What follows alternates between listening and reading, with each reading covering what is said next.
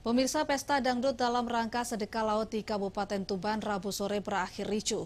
Para penonton terlibat saling melempar batu di tengah-tengah arena penonton. Kericuhan dan hujan batu dihentikan oleh petugas dengan melepaskan beberapa kali tembakan peringatan ke udara, dan hiburan musik dangdut terpaksa dibubarkan.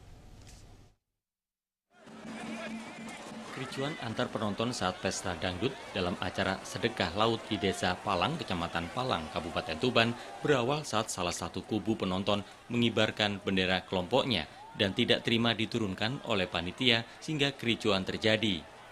Akibat dari kejadian tersebut, petugas keamanan terpaksa mengeluarkan 3 kali tembakan peringatan ke udara untuk menghentikan tawuran di tengah-tengah ribuan penonton yang saling baku hantam dan saling menghujani dengan lemparan batu. Penonton banyak yang terluka dan menyelamatkan diri dari kerumunan penonton yang masih sulit dikendalikan karena masih terbawa emosi.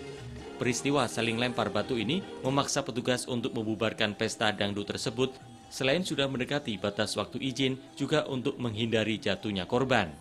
Pesta sedekah laut ini adalah acara tahunan yang digelar oleh para nelayan sebagai bentuk syukur atas hasil yang didapat selama setahun ini.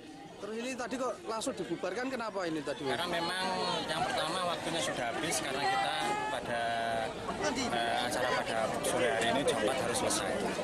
Karena memang lebih dari itu kan keamanan.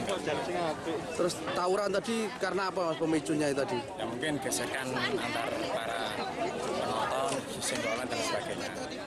Panitia sedekah laut dan petugas menyayangkan kejadian tersebut karena serangkaian acara sedekah laut itu adalah untuk memberikan hiburan gratis kepada masyarakat. Namun sayang acara berujung ricuh sehingga banyak korban luka akibat lemparan batu. Dari Tuban, Pipit Wibawanto, iNews melaporkan.